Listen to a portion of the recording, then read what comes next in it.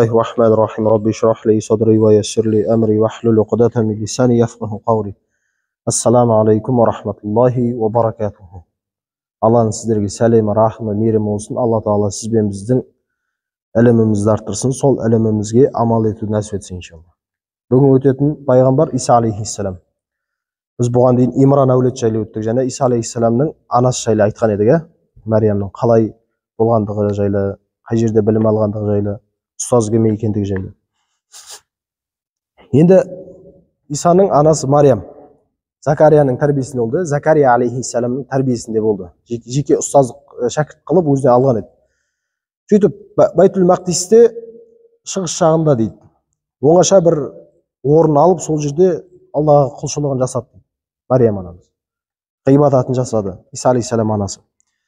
Және ол ғибадат жасағанда Аллаға деген тақуалығы тереңдей берді, өсе берді Мариям анамыз.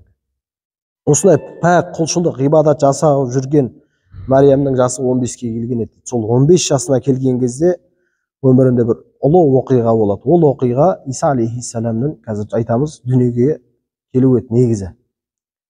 Енді бұл оқиға 15 жасында болды дедік қой. Бұл оқиға пайғамбарлардың ұлы бестігінің дүниеге келу еді, жаңа Иса алейхиссалам. Иса алейхиссалам Улул Азм деген пайғамбарлардың қатарына кіреді, бестікке. Улул Азм деген не десе, Алла Тағаланың жіберген міндеттерін ешқандай тайтқымай өзінің деңгейінде орындаған пайғамбарлар. Соңына дейін жеткізген пайғамбарларды Улул Азм дейді. Енді бесеуде олар Нух алейхиссалам, Ибрахим алейхиссалам, Муса алейхиссалам, Иса алейхиссалам және біздің пайғамбарымыз Мұхаммед Мұстафа саллаллаху алейхи уассалам. Осы бесеу.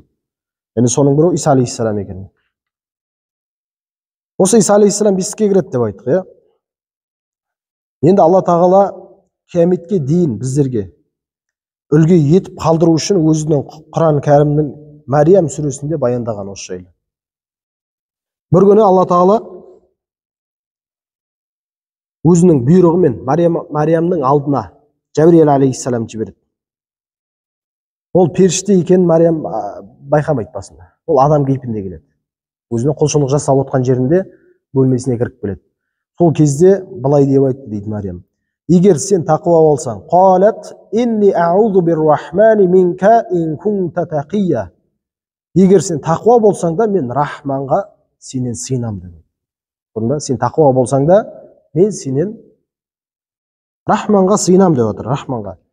Пана сұраймын дейді Рахманнан. Не үшін десе, себебі Мариям анамыздың дейді бөлмесіне ұстазы Закария алейхиссалам және оның немере ағасы Юсуф Наджардан басқа ешкім кірмейтін болған.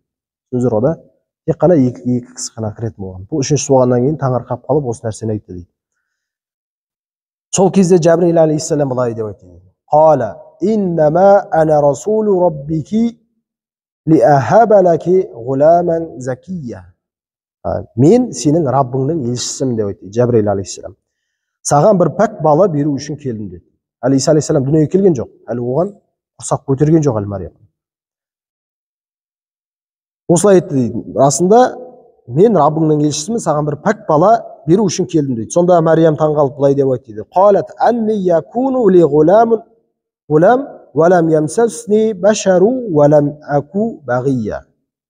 Мен еркекке жақындамасам деп жатыр. Әлі тұрмыс құрмаған Мариям. Түсінікті ғой? Мен еркекке жақындамасам, не әлде бір бұзықтық істемесем, бұзықтық деген түсінікті ғой. Сондай істемесем, менде бала қайдан болсын дейді. Шынымен ғой, әйел адам қосылмаса, еркекпен бала қайдан болсын. Осылай айтты дейді. Сонда Жәбірейіл алейхиссалам оған: "Қала казалика қала роббуки хуа алайя хайн ва линаджалаху аятан линнаси ва рахматан минна ва кана амран мақадия." Сонда айтқаны: сенің Раббың осылай деді деп Алла Тағаланың сөзін жеткізеді Жәбірейіл алейхиссалам. Ол маған жеңіл, және біз оны адамдарға аят ғибрат етіп, әрі өзімізден бір мейірім етіп жібереміз деп деген Алла Тағаланың осылай сәлемін жеткізді дейді Жәбірейіл алейхиссалам. Құран аяттарында айтып отыр. Сол кезде ай күні жақындаған Мариям бойындағы әлгі баланы Алла тарапынан екендігін біледі, Алланың құдіреті екендігін біледі. Алла Тағала айтып тұр ғой, сендерді мен қалай жаратсам, оған да жан бітіру, сенің жатырыңда бала жарату маған қиын нәрсе емес деп. Ал Мариям ана уайымдағаны не нәрсе еді? Мен бұны Рахманның құдіреті екендігін, оның мейірімі екендігін білем, бірақ мен бұл нәрсені Рахманның мейірімі, Алланың құдіреті екендігін қарапайым адамдарға қалай жеткіземін деп уайымдады дейді. Сөйтіп өзі шығып кетті дейді қаладан. Адам көрмейтін жерге. Ойындағы не еді? Қалай жеткіземін, қалай түсіндірем, масқара боламын ғой деген нәрсе ғой. Сөйтіп Мариям анамыздың толғағы дейді, оның азабы бір қураған құрма ағашының діңіне әкелді дейді. Сол жерге келіп сүйенді Мариям. Сол жерде толғағы қысты. Сол толғақ және намысты қысып баратыр. Ар-ождан мәселесі ғой. Намыс, ар-ождан. Адамдар не деп айтуы мүмкін? Салдақы деп айтатын сөзсіз, сөйтіп айтқандар да болған. Содан уайымдады дейді. Екі азапты да бірдей тартқан Мариям мына нәрсені айтты дейді. Я лайтани митту қабла хада насьям мансия. Сонда айтқаны, мен бұл болмай жатып, осы нәрсе болмай жатып өліп кеткенімде еді деп айтты. Жаңағы нәрсе құрсақ көтерді ғой. Мен бұл нәрсе болмай жатып өліп кеткенімде атым өшіп ұмыт болғанымда ғой деген сөз айтты. Сол ой жаңа қалай түсіндірем деген нәрсе. Сөйтіп ұлы бестіктің қатарына кіретін ұлы азым пайғамбарларының бірі, яғни қияметтің белгісі болған Иса алейхиссаламды дүниеге әкеледі Мариям анамыз. Сол қураған құрма ағашының діңінің жанында. Сол кезде елсіз далада жалғыз дейді. Елсіз далада жалғыз Мариям ана жалғыз өзі қалды. Яғни Иса алейхиссалам баламен. Сол кезде төмен жақтан мынандай дауыс естіледі. Бұл жайлы айтады. Фанадаха мин тахтиха алла тахзани қад жаала раббики тахтаки сария. Аст жағынан бір дауыс естілді дейді сол кезде. Бұны айтады ғалымдар енді. Аст жағынан дегенде кейбіреулер оны Жәбірейіл алейхиссалам десе, кейбіреулер оны Иса алейхиссалам еді деп айтады. Себебі дүниеге келіп жатқан сол ғой Иса алейхиссалам. Сол дейді кейбір ғалымдар, ақиқаты Аллаға мәлім. Құранда бірақ аст жағынан осындай дауыс жоқ, былай деп айтқандығын келтіреді. Сол кезде оның төменгі жағынан дейді жаңа мағынасы. Фанадаха мин тахтиха алла тахзани. Оның төмен жағынан қайғырма, алла тахзани қад жаала раббики тахтаки сария. Алла тағала саған Раббың астынан бір ағын су әкелді деді. Сөйтіп астынан су шығарған. Түсінікті, сол жерден ішетін. Ессіз дала ғой, жапан дала. Сол үннен кейін тағы да мынандай үн келді дейді. Судан ішті Мариям. Әл жинат дейді. Сосын қайтадан аст жағынан мынандай дауыс келді дейді. Құрманың діңін сілкі деді. Әлгі құрма қандай еді? Айттық қой. Қурақ болған еді. Қурақ болған. Соны сілкі деп айтты дейді. Саған жас піскен құрма түседі деп айтты Құранда. Соны сілкіді және құрма түсті. Соны жеді, азықтанды, әл жинады. Осылай сондай Алла Тағала Мариямға айтады. Одан же іш, тоятта қорықпа дейді. Іш, же, тоятта қорықпа. Егер бір адам баласы сенен сұраса, көрсең, сұрамай жатса, көрсең дейді бір адамды. Былай деп айт деген. Инни назарту лир-рахмани саума. Мен Рахман үшін ауыз бекіттім деп айтты. Кім үшін? Рахман Алла ғой. Алла үшін ауыз бекіттім деп айтты. Бүгін ешбір адаммен тілдеспеймін деп Алла Тағала оған нұсқау берді дейді. Енді бұл аяттағы инни назарту лир-рахмани саума деді ғой. Расында мен Алла үшін, Рахман үшін ораза ұстадым дегеннің мағынасы дейді. Бүгін ешбір адаммен тілдеспеймін дегенді қалай түсінеміз десе былай айтады. Ол замандағы дейді оразаның бүгінгі кездегі біздің оразамыз ғой, біздің шариғатымыздағы. Айырмашылығы олар сөйлеуден де тыйылған. Біздер сөйлесек ораза бұзылмайды ғой. Ол кезде сөйлеуден де тыйылған ерекшелік сондай дейді. Енді бірақ бұл олардың шариғатына тән. Ал біздің шариғатымызда бұл рұқсат емес. Себебі пайғамбарымыз айтады, саллаллаху алейхи вассалам, күн астында тұрған кісіні көрді дейді. Алла елшісі саллаллаху алейхи вассалам бір күні. Сөйтіп адамдардан бұл кім деп сұраған еді әлгі кісіні. Сол кезде адамдар оған бұл Әбу Исраил әлгі кісіне еді. Әбу Исраил ол ораза тұтып отырмастан түргеліп тұрам деп ораза ниеттенді дейді. Отырмастан түргеліп тұрам және көлеңкелемей күннің астында тұрам деп ниеттенді дейді оразасына. Ал сол кезде пайғамбарымыз не жауап берді оған айтыңдар деді дейді әлгі кісіге. Оған айтыңдар отырсын, көлеңкелесін, барсын, сөйлей берсін және оразасын аяғына жеткізсін деді. Түсінікті ғой. Демек сөйлесе, көлеңкелесе бұл оразаны бұзбайды. Түсінікті ғой, иә? Біздің шариғатымызда осылай. Бұл хадисті Бұхари жеткізген. Демек, жаңағы олардың оразасы бар ғой, ішуден де бас тартпайтын, мысалы күннің астында тұрам деп ораза ұстайтыны, сөйлеуден бас тартып тастайтын оразасы, бұл біздің шариғатымызда ғибадат болып саналмайды. Құлшылық болып саналмайды. Енді осылай Мариям анамызға жаңағыдай бір құрма ағашын сілкеді, астынан жаңа су шығарды. Осылай бірінің артынан бірі келген уақидан кейін дейді. Уақилардан кейін Мариям анамыздың көңілі тыншып, әлін жинап, әлгі Иса алейхиссаламды алып, Байтул Мақдиске қарай жол тартты дейді. Сөйтіп енді Байтул Мақдиске барғанда адамдар көреді ғой. Шықты, баласыз кетті, келді, баламен келді. Сол кезде мына нәрсені айтты дейді. Я ухта Харуна ма кана абуки мура'a сау'и ва ма канат уммики бағия. Ей Мариям, сен бір аса ауыр күнәлі істеп тұрсың ғой. Күнәлі іс нәрсемен келіп тұрсың ғой. Ей, мына жерде айтып тұрғаны, я ухта Харуна, ей Харунның қарындасы. Кім, пайғамбар ма ол? Жоқ, бұл жерде Харун деген меңзеген ол пайғамбардың аты емес дейді. Түсінікті ғой, ол Мариямның тақуалығымен танылған оның ағасы дейді. Мариямның анасы, ағасы. Осы айтып отқан. Бұл аятта пайғамбардың меңзеп тұрған дейді, Харун алейхиссалам емес. Түсінікті ғой. Ей Харунның қарындасы, сенің әкең жаман кісі емес еді, шешең де ондай емес еді дейді. Арсыз емес еді деп айтып жатыр. Енді бұл жердегі жаңа айтқанымыз бірінші Харун оның ағасы, пайғамбар емес, және әкең сондай кісі дегенде біз оның алдында өттік қой. Имранның қызы ғой. Имран қандай болды, тақуа кісі болды сондай. Және анасы да сондай тақуа, сол Байтул Мақдисте қызмет жасаған кісілер еді. Анасы бұл Мариямды сол Байтул Мақдиске нәзір қылған еді. Сөйтіп алған еді. Сөйтіп олар дейді, пайғамбарымыз айтады, саллаллаху алейхи вассалам. Жаңа айтып отыр ғой бұл Харун деп. Пайғамбардың атын қойған негізі ағасына. Пайғамбарымыз айтады, олар балаларына дейді, алдыңғы пайғамбарлар мен солихтардың, ізгі адамдардың есімдерін қоятын еді. Біздерде бар ғой қазір қоятын, иә? Мысалы Мұхаммед деп қоямыз, пайғамбарымыздың құрметіне, сахабалардың құрметіне қоямыз, тағы біздің зиялыларымыз бар, Абай атамыздың құрметіне Абай деп қоятындар болса, Шәкәрімнің құрметіне Шәкәрім деп қоятын бар дегендей. Солай, ол кезде де солай қойылған. Сөйтіп, енді бұлар сұрады ғой Мариямнан. Бұл қалай болды деп жаңағыдай. Ей, Харунның қарындасы, сенің әкең ондай емес, шешең ондай емес, не болды бұл дегенде, Мариям оларға ешқандай жауап қайтармайды. Себебі не істеді жаңа Алла Тағала оған қандай нұсқау береді? Мен оразамын деп. Не деді? Мен расында Рахман үшін ауыз бекіттім, сөйледім, бас тарттым.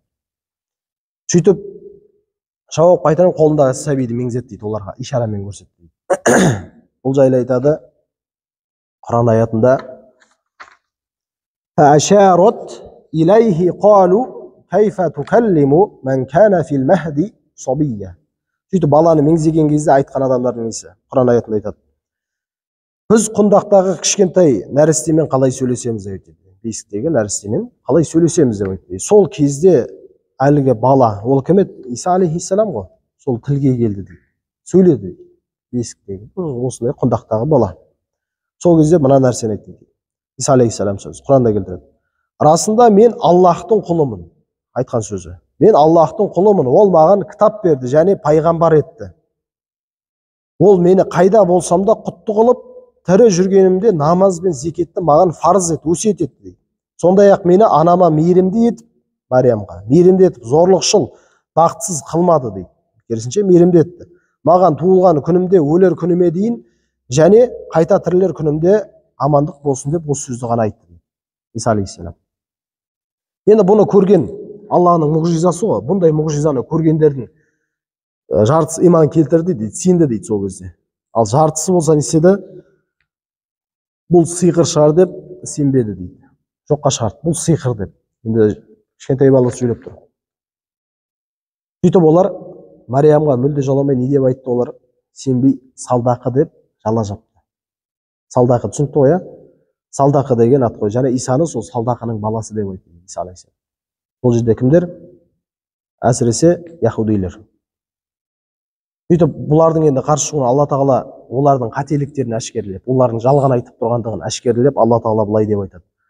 Олар қарсы шығулары әрі Мариямға зор жала жапсырған сөздері себепті Алланың лағынеттеріне ұшыраушылар деп айтады оларды. Жала жапқандар Алланың лағынетіне ұшыраушылар деген Алла Тағала. Сөйтіп Иса алейхиссалам енді балалық шағы, ол Иса Байтул Лахмда деген жерде дүниеге, Байтул Лахм деген жерде дүниеге келген еді. Ол нәресте кезінен сөйлегенімен баланың сөйлейтін уақыты бар ғой өзінің, сол уақытқа дейін сөйлемеген дейді. Негізі нәресте кезінде жаңа сөйледі ғой, бұл осыны айтқаннан кейін сөйлемеген, басқа сөйлеп кетпеген кәдімгі. Бала сөйлеген секілді, түсінікті ғой. Өзінің бала сөйлейтін уақытына дейін сөйлемеген. Мысалы шамамен 2 жастан асаң өзі сөйлеп бастайды ғой бала. Кейбірі сәл ерте шығады деген сияқты. Сол шаққа дейін сөйлемеген басқа. Енді бұл мұғжизаларды Иса алейхиссалам кішкентай кезінен бастап ақ мұғжизаларды көре бастайды. Соның ішінде әсіресе яһудилер көріп бұдан сескене бастады. Иса алейхиссалам. Не үшін сескенудің себебі былай еді дейді. Иса ертең ер жеткен соң өздерінің пасық іс-әрекеттерін, яһудилердің пасық іс-әрекеттерін әшкере қылады деп қорқа бастады. Ал бұны байқаған Мариям анамыз Иса алейхиссаламды әлгілердің қастандық жасақ қояр деп уайымдап қаладан тыс жерде көбірек уақыт өткізді дейді. Әлгі яһудилер қастандық жасақ қоймасын деп. Сөйтіп Байтул Мақдистің жанындағы бір төбені мекен етті дейді сол жерде. Бұл жерде Құранда Алла Тағала ол төбені былай деп айтады. Мариям ұлы мен оның анасын бір ғибрат қылдық дейді мағынасында. Бұл Мумин сүресінің 50-ші аятында айтады. Екеуін бір бұлақты жайлы тепсең жерге орналастырдық деп бұл мекен жайлы Алла Тағала осылай ғана айтқан екен. Енді Иса алейхиссалам ер жетеді. Ер жеткесін көркем мінезді, құлықты, өзі сұлу болады. Біз айтамыз, сондай сұлу жігіт болып қалыптасады. Ол жасы 30-ға жеткен кезде пайғамбарлық берілген. Пайғамбарлық міндеті 30 жасқа келгенде берілген Иса алейхиссаламға. Сөйтіп оған Інжіл түскен еді. Иса алейхиссалам негізіне түскен Інжіл. Оған дейін бұл не істеді? Тәуратты растаушы болып бір келді, қараңыздар, Інжіл түскен. Бұл Тәуратты растаушы болды, жалғастырушы. Бұның алдында пайғамбар түскен. Тәурат түсті ғой себебі. Бұл Тәуратты жалғастырушы және бұған Інжіл түсті себебі Алла Тағала Құранда айтады, пайғамбарлардың ізінше дейді, алдыңғы Тәуратты растаушы етіп, кімді? Иса алейхиссаламды алдыңғы Тәуратты растаушы етіп, Мариям ұлы Исаны жалғастырдық дейді, Тәураттың несін түсіндіру үшін. Әрі оған ішінде туралық нұр болған алдындағы Тәуратты бекітуші, сондай-ақ сақтанушылар үшін тура жол үгіт түрінде Інжілді бердік дейді. Әрінің ішінде кейбір нәрселерді өзгерткендігі жайлы айтады. Жалпы бір пайғамбардан кейін бір пайғамбар келсе, жаңа шариғатқа келсе, оның алдындағы пайғамбардың әкелген шариғаттардың үкімі жойылады. Мысалы, Мұса алейхиссаламның шариғатында былай еді ғой, тәубе қабыл болу үшін не істеу керек еді олар? Өз-өздерін өлтіру керек еді. Түсінікті ғой? Бізде ондай емес қой. Тәубенің шарты үшеу мысалы. Бізге пайғамбардың жаңа шариғат әкелді, жаңа кітап түсті. Сол сияқты Иса алейхиссалам нені түсірді? Інжілді бердік дейді Алла Тағала. Бұл Мәида сүресінің 46-шы аятында айтады. Сөйтіп енді Иса алейхиссалам тарихтағы өзге пайғамбарлар сияқты белгілі бір қауымға, яғни Исраилдіктерге түсірілді дейді. Исраилдіктерге жіберілген пайғамбар еді. Оған дейін де пайғамбарлар бір қауымға ғана түсті ғой. Сол секілді Иса алейхиссалам да кімдерге түскен еді? Исраилдіктерге. Алла Тағала бұл жайлы Құранда айтады, сондай-ақ Исраил ұрпақтарына елші еттік деп баяндаған. Енді бұл Иса алейхиссаламның ұлы мұғжизаларының бірі. Ол бірнеше мұғжиза жасаған. Соның біріншісі жансыз мүсін бар ғой, соған жан бітіретін болған. Үрлесе жан бітіреді. Бұл жайлы айтады. Құран кәрімде Исаның тілінде айтады, Иса алейхиссалам тілінде. Шын мәнінде сендерге Раббыларыңнан мұғжизамен келдім деп айтқан Иса алейхиссалам. Сендерге құстың мүсінін іспеттес жасап, балшықтан неден мүсін жасайды, және соған бүйтіп үрлеймін дейді Иса алейхиссалам. Соның сөзімен келтірген Алла Тағала. Сонда Аллахтың бұйрығынша ол құс болады, жан бітеді дейді. Және тағы бір ұлы мұғжизасының бірі туғаннан соқыр болған, алапес болғандарды жазатын болған. Оның жазуы соқыр болса көзін сипайтын болған, алапес болса сол жерін сипайды, жазылып кетеді. Мезетте. Бұл мәсіх деп айтатын да сол, сипайды. Түсініздер ғой да? Сипайды. Сипап, шипа беретін болған. Алланың қалауымен бәрі мұғжизаларын. Және ең ұлы мұғжизасының бірі, бұдан да мұғжизасының бірі кейінгі әркімнің үйінде не тыққандығын, не жейтіндігін жайлы айтып беретін болған. Білем, егер осы нәрсені сендерге айтсам, мақсат тек қана Алланың құдіреттігін көрсету еді. Осы нәрсені айтсам, иман келтіріңдер деген нәрсе. осылай Алланың құдіретімен біліп жатыр, мен бұл нәрселерді Алланың құдіретімен жасап жатырмын деп айтып жатыр. Және ең ұлы мұғжизасының бірі өліктерді тірілтеді. Өлген адамды тірілтеді. Бұл Әли Имран сүресінің 49 аятының мағынасында айтады, өліктерді тірілтемін деген. Өліктерді деп тұр. Көрдіңіздер ме, көпше түрде. Енді неше ол деректерде айтады, 4 адам тірілткен дейді негізі бар. 4 адамды тірілткен дейді өлген. Енді жаңа өліктерді деп көпше түрде келіп тұр. Ол жалпы араб тілінің мына несінде грамматикасында мынандай нәрсе бар. 3 десе ол көп сан. Немесе ары қарай одан көп саналады. 3 болса ол көп. Түсінікті ғой?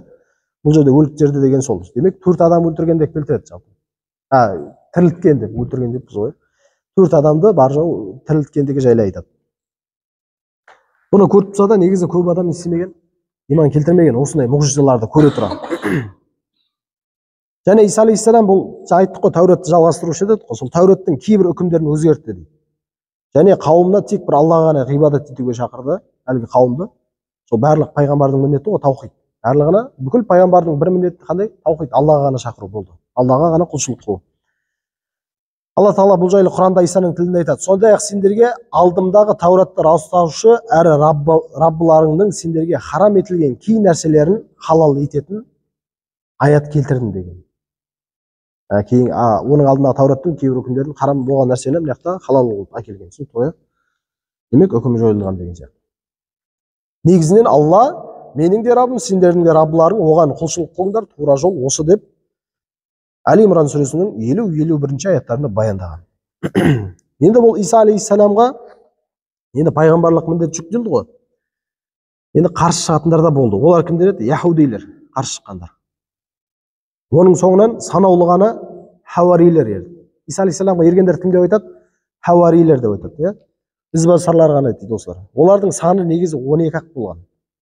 Алла Тағала бұл жайлы Аллаға бүй деген. Сонда Иса олардың қарсылық сезген кезде дейді. Яһудилерден қарсылық сезген кезде Алла жолында жәрдемші кім болады екен деп айтты Иса алейхиссалам. Сонда хауарилер, біздер Алла үшін көмекшіміз, Аллаға иман келтірдік, куә бол, біз шынайы мұсылманбыз деп айтты. Хауарилер көмекші болған. Түсінікті ғой? Енді олардың саны 12 деп айттық қой жаңа. Бұлар 12 болғанымен иман келтірді Иса алейхиссаламға. Иман келтірсе де сәл бір имандарында 2-3-лік бар еді.